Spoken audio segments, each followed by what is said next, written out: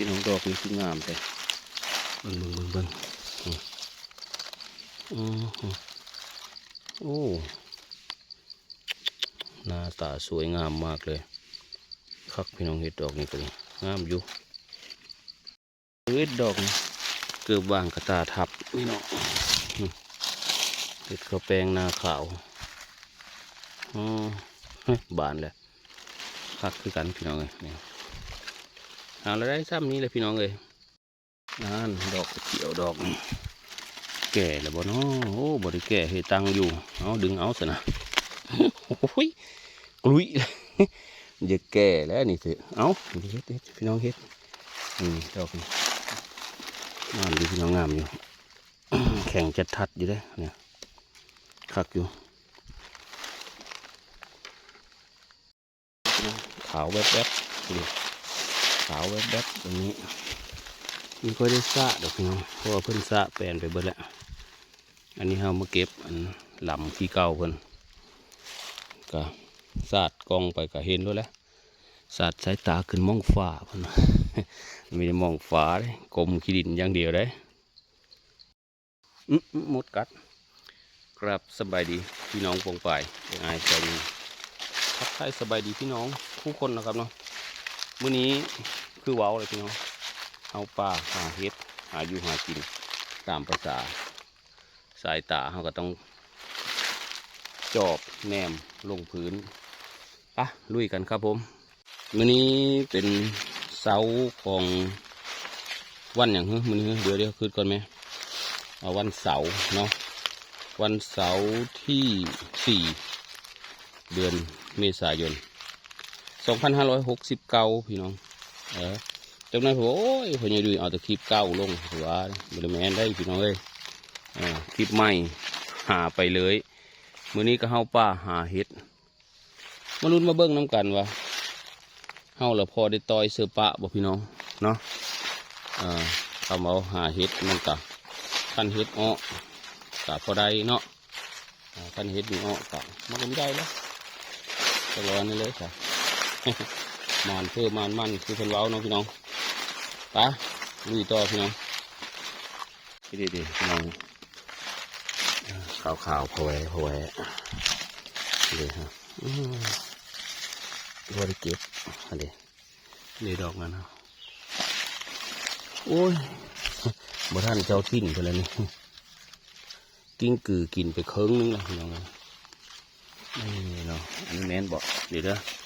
อันจมูกอยู่โอ้ยบ่แมนเฮ้ยคอยเลยคิดว่าเห็ดนี่พี่น้องโอ้ยางมาเกือบเหยียบเพนนี่เฮ้ยนี่เนี่ยเห็ดข้าวแป้งนาขาวนี่กระตาเขาก็ดีเห็นแบบ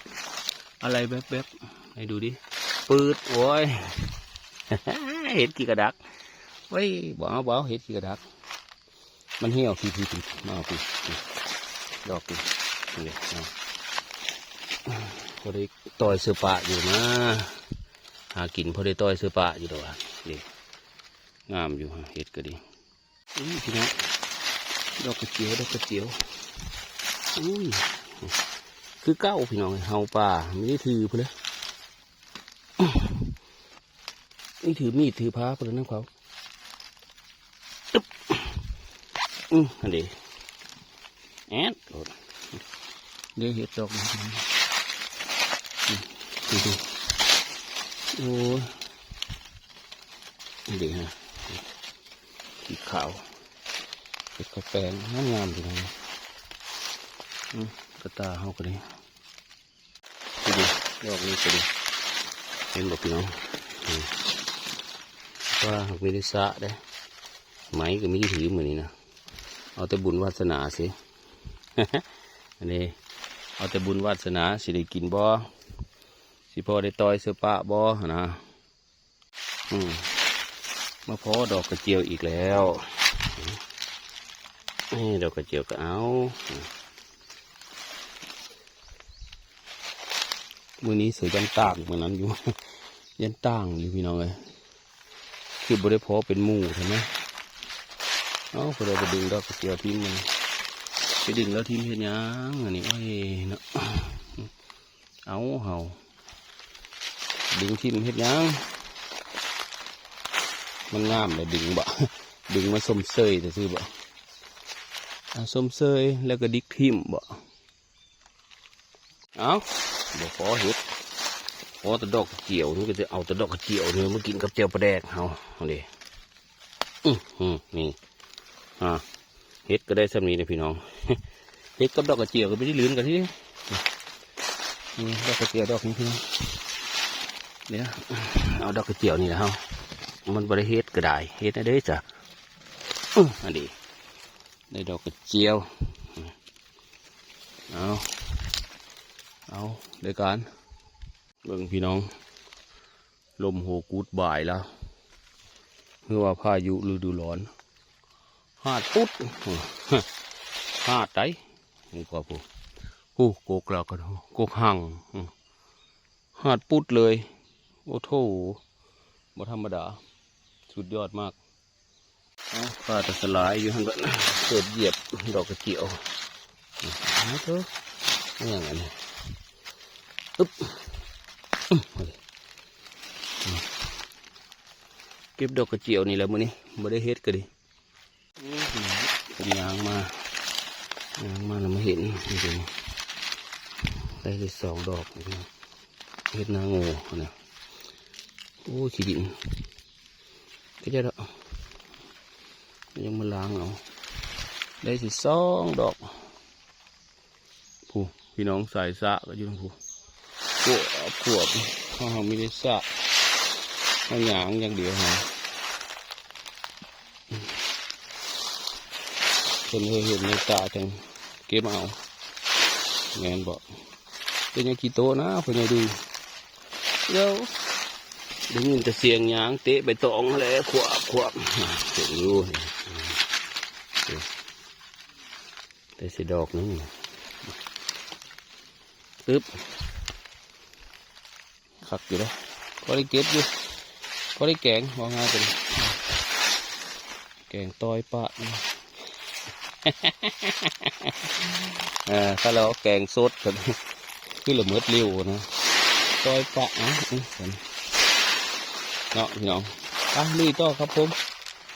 พี่น้องเห็นแล้วเห็นใหญ่อันน้อยอันนี้เราได้ไปซองกระตาเราดูโอ้เดี๋ยวก่อนที่เราไปซองกระตาเราเอาเห็ดไปก่อนว่าเดี๋ยวนี้เย็บอันนี้เห็ดหน้าวัวดอกนุ่มๆตุ่มๆเขามีเห็นพี่น้องมันนี่นะนี่มีแต่ดอกบานๆก็จะดอกบานเก่าไปซ่องกระต้าใหญ่น้อยเป็นในใดใหญ่เอ้ยบ่ได้หานได้พี่น้องเลยสบายดียายเตี้ยสิได้เบิ้งดูทักทายพี่น้องดูทายพี่น้องFCอยู่สิเด้อเบิ้งดูกระตาจ้ะนะดอกเห็ดนะโอ้พี่น้องโอ้สิเต็มกระตาเลยพี่น้องอีนายน้อยนี่นะโอ้เก่งได้เพิ่นหาเห็ดนะคักเลยคนหมานเพิ่นว่านี่หากินเป็นแต่ในหม้อได้แล้วนะพี่น้องเลยหูไปแล้วกินแล้วนี่พี่น้องเด้อเฮาอาศัยได้แต่ดอกกระเจียวนี่นะเฮาอึ๊บแก่คักแก่ก็เอาเต็กนี่พี่น้องตังกระตาทาแหละก็จะเอาไปเลยนี่อะไรข่าวพิวิเห็ดกระแปงนาขาวดอกน้อยอันนี้ดอกบานๆง่ายๆทีเดียวแป๊บเดียวเต็มกระตาแม่นบอกพี่น้องโอ้ยดูว่าเห็ดพี่น้องนี่ดอกกระโดนมองเห็นมองเบื้องต้นกระโดนนี่เด่นดอกกระโดนกินกับแจ่วโอ้แซ่บเลยพี่น้องเลยแถวนี้ก็ยังมีกุ๊กเพิ่นด้วยจ้ะโอ้ยเด็กกุ๊กเพิ่นนี่กุ๊กกระโดนพี่น้อง เอาใบไปกินก็ได้ใบอ่อนเอามะไปกินก็ได้ดอกเกสรเอาไปกินก็ได้ดอกกระโดดคักกินเลยพี่น้องเอ้ยสวยงามสวยด้วยอร่อยด้วยนะเพื่อนว่าเดี๋ยวพี่น้องบึ๊บอันนี้เป็นบอกพี่น้องบ่จะขั้นอันบงกือมาเนี่ยโอ้บงกือกินเบิดเลยอะไรนี่แมลงมีแมลงแมงกุจี้แมงกินนู่นเนี่ยได้กินมีแม้นวันกินตะโค่นได้ดอกนี่กันโอ้โถได้แค่3 ดอกงามๆพี่น้องอยู่นี่อึ๊บใส่กระตาเห็นเบิ่งใหญ่เตี้ยๆนี่เบิ่งอีนายน้อยๆนี่พี่น้องเราได้เห็ดได้ควัดเอาเราโอ้โหเห็ดติดกันเห็ดข้าวแป้งอะไรมาดอกใหญ่มันค่าหะไม้สิเดี๋ยวเอาดอกกระเจียวกันนี่เอาดอกกระเจียวน้ำเนี่ยเก็บเห็ดก่อนหอยนั่นโมเมนต์เห็ดโมเมนต์เห็ดได้นั่นดอกกระเจียวก็ได้เลยพี่น้องเลยไปเลยพี่น้องเดี๋ยวเตี้ยในการเฮาป้าหาเห็ดทันผู้ค้าขออนุญาตเสริมความรู้เทคนิคหรือว่าการเอาตัวรอดในการหาอยู่หากินสำหรับพี่น้องFC ผู้เพิ่นมีหูจักเนาะสำหรับเห็ดที่สามารถกินได้หรือกินไม่ได้เฮาละหูจักได้แนวเลยคันเฮามีหูจักหรือว่าเฮามีเก่งมีชำนาญเฮาก็ต้องไปกับคนที่เห็นหูจักนะคนที่หูจักหรือว่าเชี่ยวชาญเพราะหูจักเขาคาราเบาเฮาได้นะเฮ้ยเห็ดอันนี้กินได้นะเห็ดอันนี้กินไม่ได้นะประมาณนี้เด้อพี่น้องเด้อมีแม่นหูพี่เลยเก็บมามันยันได้ไปเฝ้าพระอินทร์คันบุญดีแน่ก็ไปเฝ้าพระอินทร์เหรอนะคันบุญบุมีเนี่ยยันจะไปหาพญายมเหมือนกันเด้ออ๋อพี่น้องเราเห็นเอาเก็บดูอันนี้เขาเรียกว่าผู้เชี่ยวชาญได้ใจเตี้ยนี่โอ้2 ดอก2 ดอกกูได้งามพี่น้องเอาเก็บยายอันดีดอกเบิ้งเห็ดแดงมากถ้ามีมันเจอเขาก็เก็บไปโอเคเก็บได้แต่ว่าเอาไปถามคนที่รู้เด้อพี่น้องเด้ออันนี้กะฟ้าตื่นเนาะฟ้าตื่นสำหรับผู้ที่มีความชำนาญในการเฮาเห็ดเฮาป้าหาเก็บเห็ดหาอยู่หากินแต่ว่าคาราบาไปอีแบบนึงก็คือเอามาเป็นเคยไหมนะเลยเคยทั้งเงินภาคอีสานอันนี้ดอกแมนบอกหาเห็ดหาหอนหาเห็ดหาหอนกินเป็นเคยไหมมาแต่เมืองไทยมาแต่ไทยแล้วเห็ดอ้อเรามาเก็บกะต้องมากับเมย์ได้หรือว่าเก็บไปปั่นเมย์กินกะแล้วแต่นะ เนาะอันนี้ป้าตื่นเด้อพี่น้องเด้อพี่น้องอย่าเตี้ยเพิ่นได้ดอกกระเจียวงามภาพอาจจะย้อนแสงเด้อพี่น้องเด้อขอโทษขออภัยพี่น้องเพราะว่าตะเวนขึ้นทางนั้นนะหมานเด้อพี่น้องน่าจะเตี้ยนี่นะใหญ่น้อยนี่แล้วมันหมานเลยพี่น้องเดี๋ยวโอ้เม็ดเห็ดมันปูนะพี่น้องโอ้ดอกงามได้สิ2 ดอกงามๆเกี่ยวโอ้3 ดอกอีกมาเต็มกระยังแกเลยพี่น้องเลยเห็ดมันปูเห็ดน้ำฝนแมวแสบพออีกเลยพี่น้องใหญ่น้อยนี่พออีกแห้งกระหอม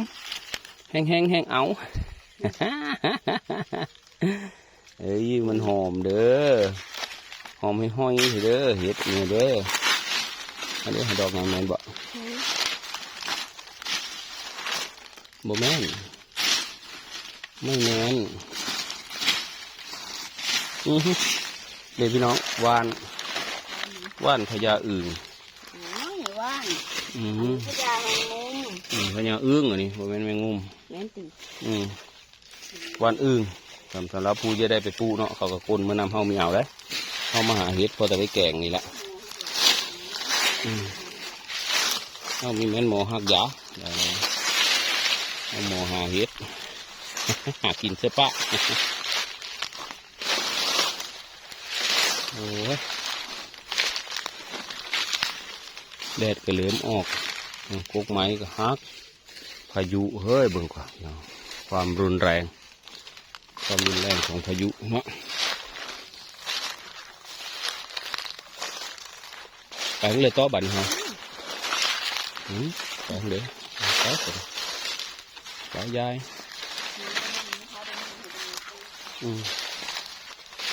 กันบ่มีเฮาก็ตีถอยเท่านั้นแหละ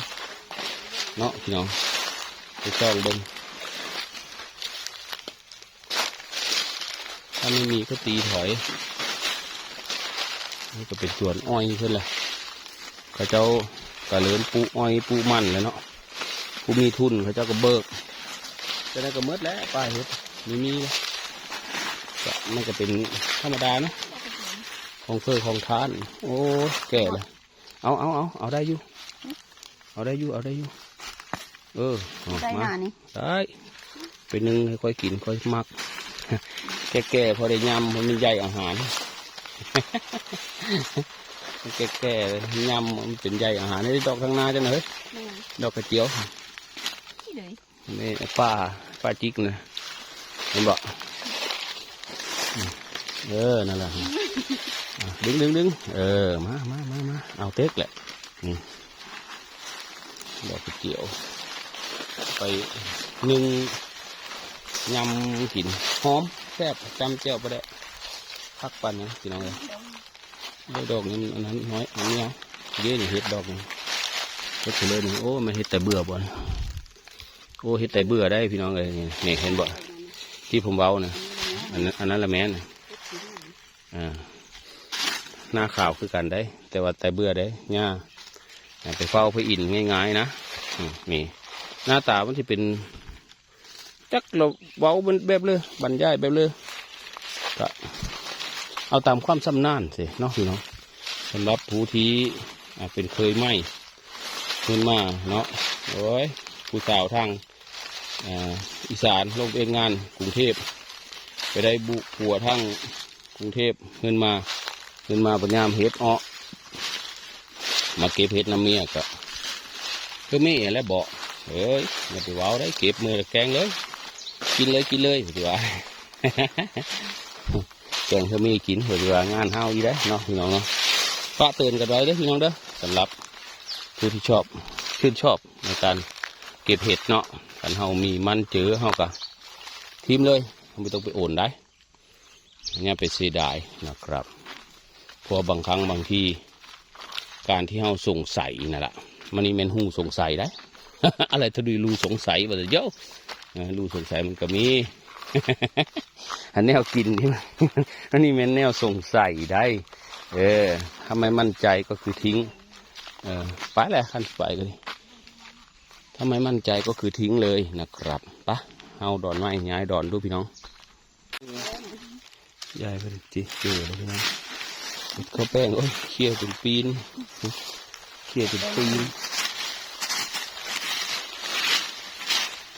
เอาสะย้ายสะดอกกระเจียวแก่เกินเป็นซุดแล้วคันยังมีซุดแต่ละเอาอยู่อันนี้ซุดเลย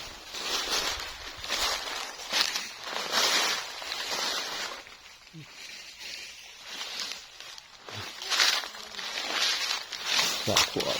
พี่น้องสายสะเอาป้าหาเฮ็ดกันแน่นี้เลยพี่น้องต้องดูสะได้ดูสะดูได้คนละขันยางไปคือพ่อใหญ่ดุยละยางถ่ายคลิปก็พอได้เก็บอยู่มาฮะมีได้คือเพียนได้บ่มีเห็นไหมบ่มีก็อ้อเนาะโอ้ลบไปสิอ้อแล้วพี่น้องอ้อจะป่านี่บ่มีได้เห็ดดอกหนึ่งนี่อย่างใหญ่เห็ดเห็นไหมนี่แคมทางเห็ดแกงได้เสียดอกหนึ่งกระจางอ้อ ไปอ๋อจะป้านี้เพิ่นวะเพิ่นเพื่อเฮ็ดข้าวแป้งดอกหนึง แม่นบอกเพิ่นยังดูอีกไปด้วยโยจากเลยเนาะเขาก็คิดว่าอะไร คิดว่าเบิ่งดูนำมื้อนะจะก็มีที่เหลือบ่มีก็เห็นแหละ มันมีดีเคอะนะ เขาจะดูแล้วบ่เคลียร์ได้แล้วซองเอาเขาจะดูอันนี้หายายโอ้ยายมาทางใดเนาะนะบ่ได้ไปซองกระตาเพิ่นเนาะมีแต่ยักซองกระตาผู้อื่นบ่ได้ยักสะหากับบ่มีฮะเป็นอะไรยายเอ้ยได้บ่สิเลยเบิ่งน้ำแน่ขออนุญาตซ่องกระตาแน่เป็นในเลยเนาะตาโอ้ยมันเป็นตาสะอ่อนอะไรอันนี้นะพี่น้องเอาโถเต็มกระตาอันเนี้ยเบาจ่ายอยู่ในบ้านนี่เบาอ๋อเจ้าทินเพิ่นพอได้อยู่ได้กินได้เพิ่นหูจักอันดอนเนี่ยท่าพี่น้องแนวเฮานี่เธอจักมาแต่ชิเลย งมเศร้าไปดอกกระเจียวเท่าๆก็ดึงเอาพอได้เอามาต้มจำแจ่ว นี่พี่น้องเนี่ยอันผมไงเมื่อกี้นี่รถคิดตะบึบอะไรฮะอะไรดอกนะน้องพี่น้องนี่กำลังงามกึบโอ้โหนะอะไรกระตาเขากระตังจ่องไว้ดอกนึงนี่อะไรพี่น้อง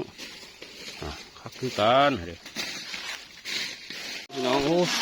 อ้จะเสียเห็นงามขนาดพี่น้องคือไม้ค่อยหงายตึ้งเลยอะไรฮะโอ้คัก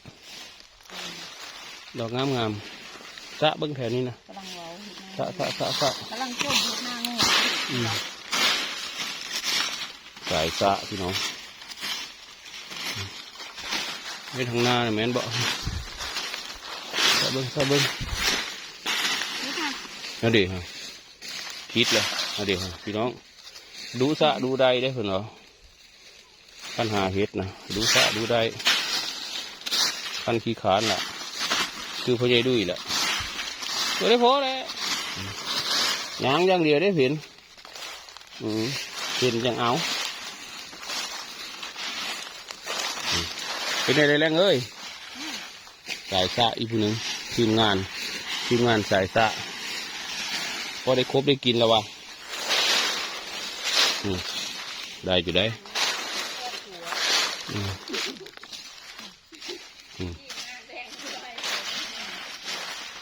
ได้เบิ่งดูซ่องดูกันอย่างนะอันนี้โอ้ยพอได้ต่อยป้าผัวอยู่นี่ผู้เอาอะไรเตี้ยผู้พักได้เตี้ยก็ดิมันเป็นมันเราเอาโทษเตะเท่าปวดเสียโอ้คนเห็น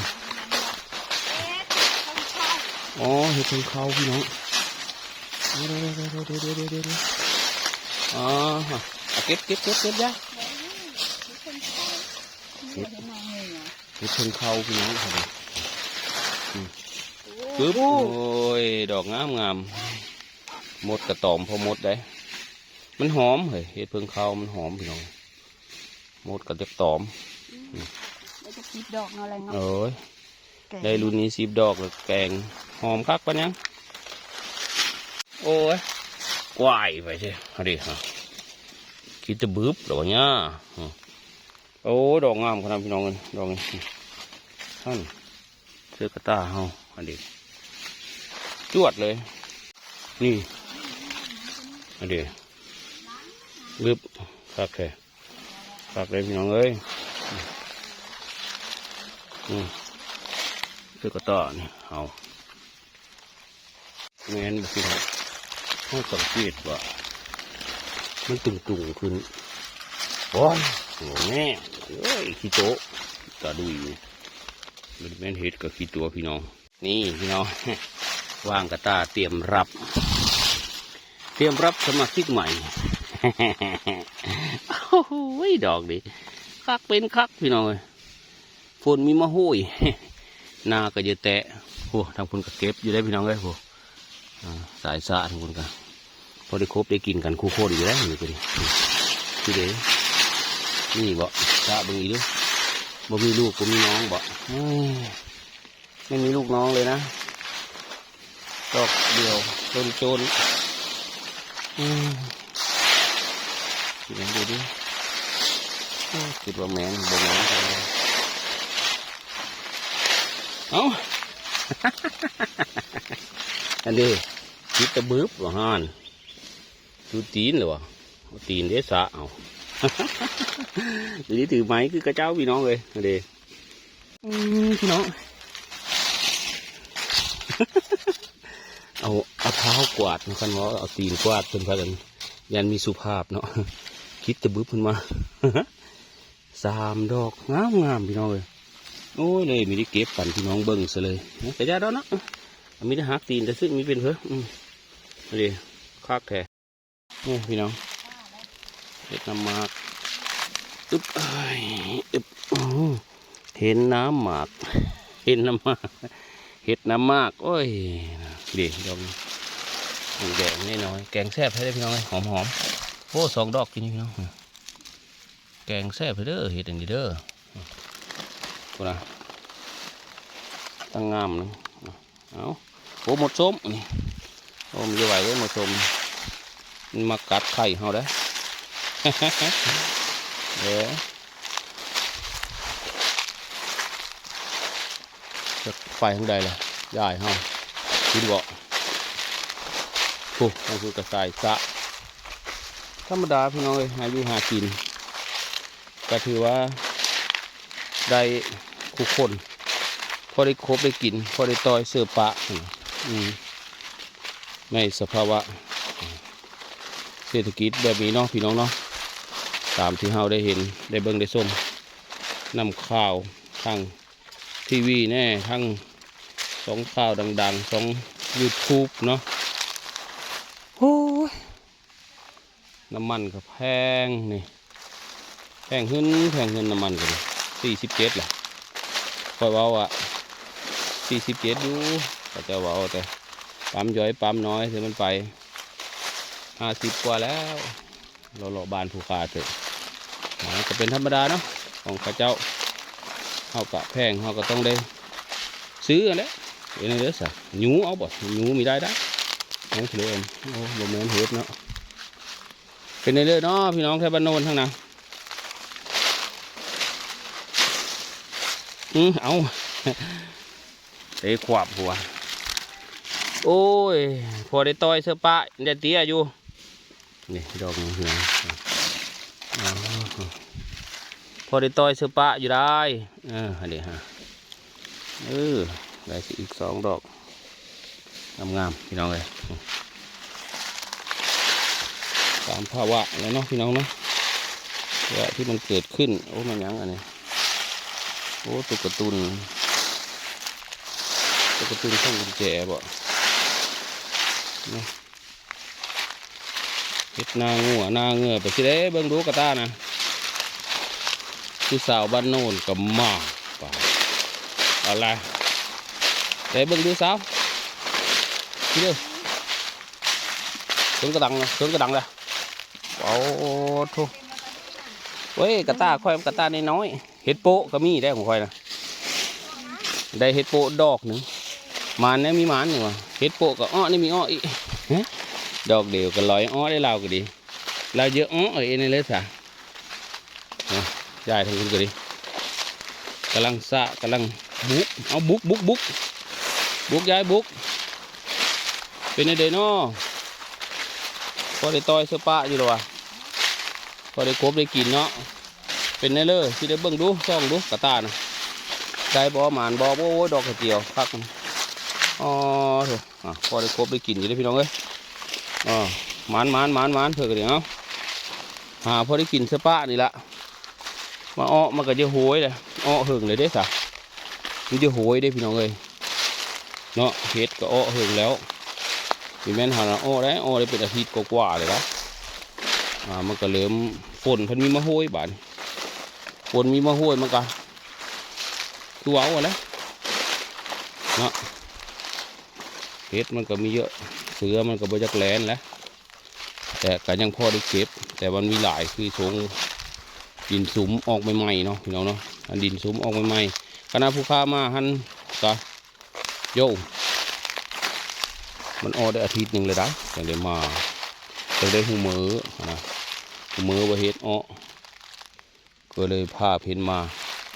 กับเขาได้อยู่มือวานมือก่อนนี่เนาะแต่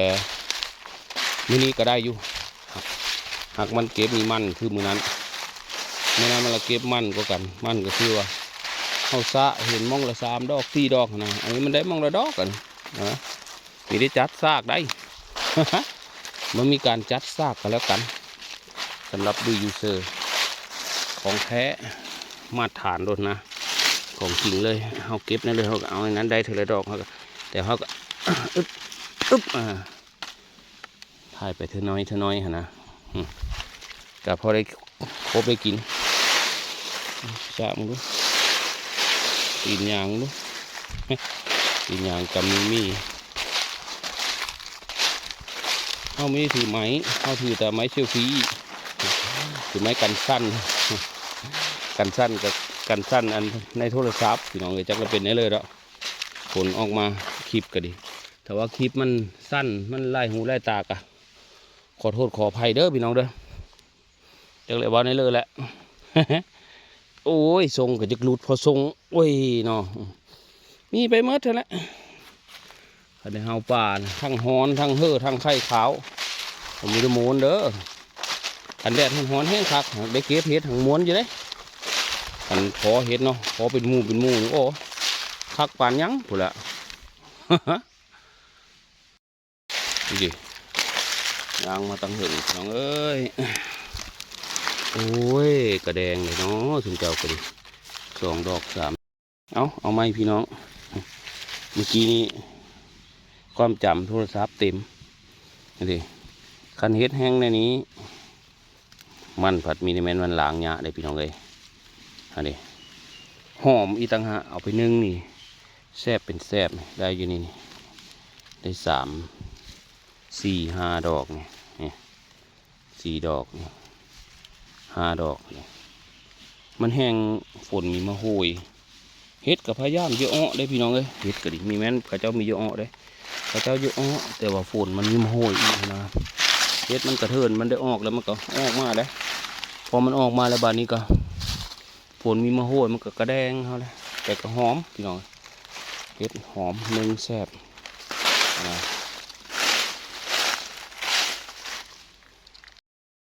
ตอนนี้ก็สวยเลยได้พี่น้องเลยแดดเริ่มแง่หูแง่ตาเลยใหญ่น้อยอันนี้ก็เริ่มตีถอยแล้วถอยเลยได้พี่น้องเลยซ่องกระยังคนอีรอบนั้นเป็นในระยะ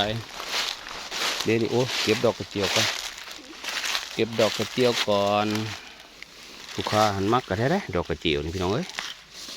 แนวแซ่บเด็กดอกกระเจียวมักใช่ได้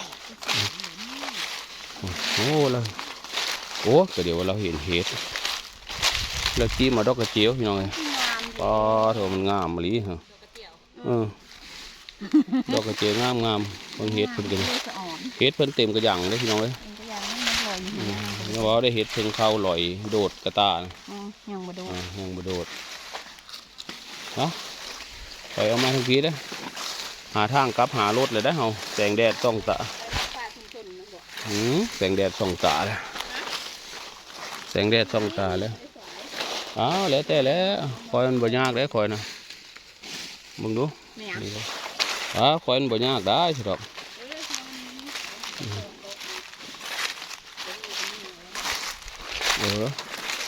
บ่มีกับมือได้เพิ่นว่าน่ะยายเพิ่นว่าพี่น้องขากลับออกมาก็มาพอพี่น้องสายซะอีกคือเก่าพี่น้องขวบเป็นไรยายเอ้ยฮะ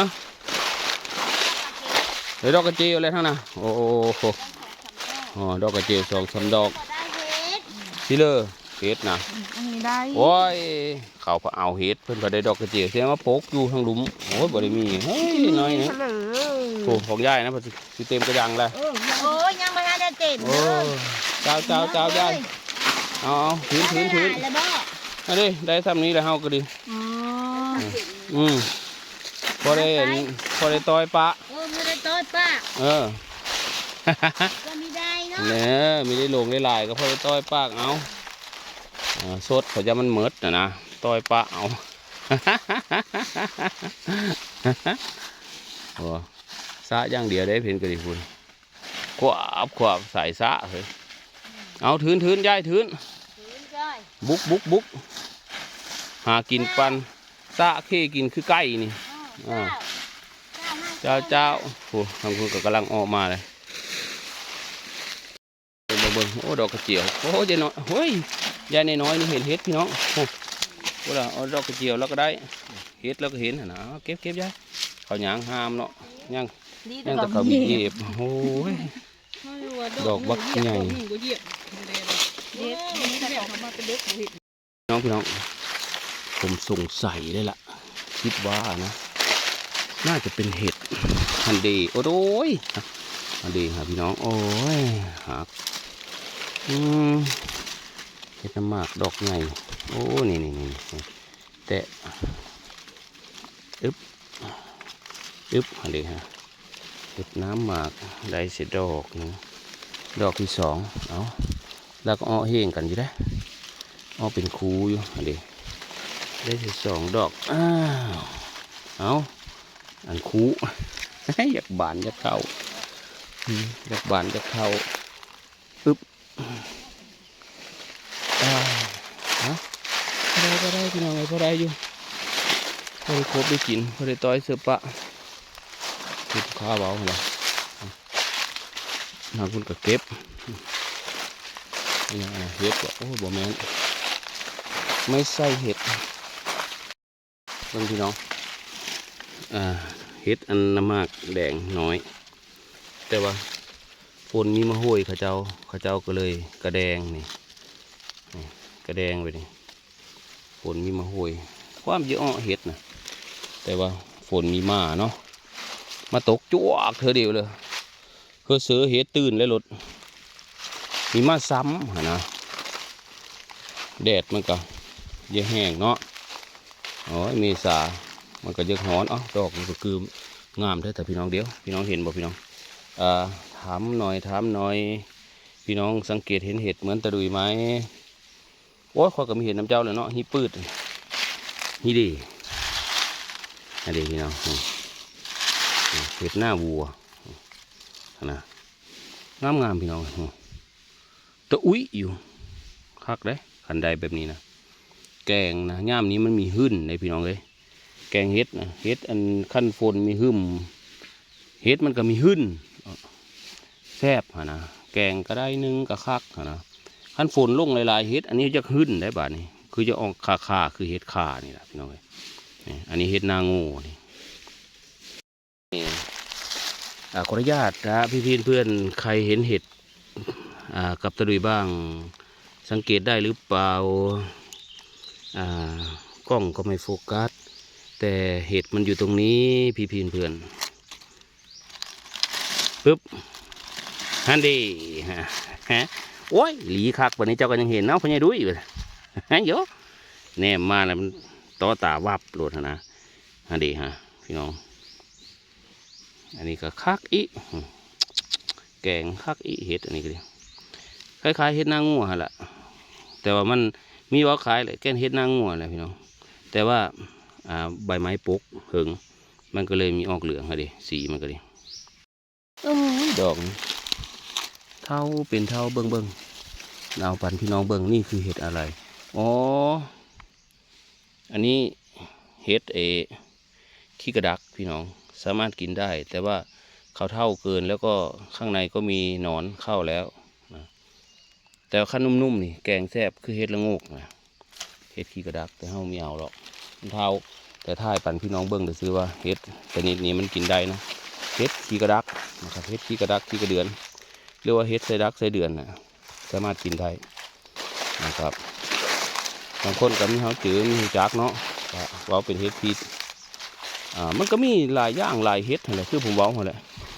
ต้องมีความชำนาญและกับเวลาเฮาป้าหาเฮ็ดคันเฮาเป็นเคยไหมหรือว่าเป็นสะพายไหมก็ยังหาอัน ไปปั่นหญ้ากินนะ เยอะหาเฮ็ดไปปั่นหญ้ากินก็มีหูจักเฮ็ดตัวนั้นเขาบอกว่าโอ้ยมันวางแผนเลยนะประมาณนี้นะเนาะมันต้องไปกับคนที่ชำนาญนะดอกกระเจียวเรื่องเขามีหูจักเขาก็เก็บมาแล้วก็ถามเพ้นอันนี้กินได้บ่อันนี้กินได้หรือกินไม่ได้นะมันต้องแบบนั้นได้พี่น้องเนาะ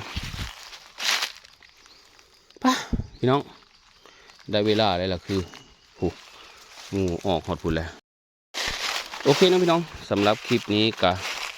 ยาวมาพอสมมาพาควรคลิปหาเห็ดมื้อนี้เนาะมื้อนี้วันเสาร์ที่4 เมษายน 2569เฮาป่าหาเห็ดก็พอได้อยากได้กินก็ถือว่าสมมาพาควรแก่การละเวลาเนาะพี่น้องเนาะมาฮอดรถเลยล่ะคือทางมองจอดรถเฮาพวกข้าขอขอบคุณขอบเจอเนาะขอบเจอพี่น้องวงปลายผู้คนที่แบบมันเป็นกำลังในกำลังเลยเจอดูยูเซอร์เนาะผู้ไทยเลนูพาพี่น้องมาหาอยู่หากินตามภาษาวิถีชีวิตมันก็น่าเฮากะยามพอสมมาพาควรเลยล่ะคือขออนุญาตบัดคำจบคลิปลงสำนีเด้อพี่น้องเด้อก่อนจบขอพี่น้องวงปลายผู้คนเนาะอยู่ดีมีแห่งที่เขาแสบนอนหลับเด้อพี่น้องเด้อความเจ็บมีได้ความใครมี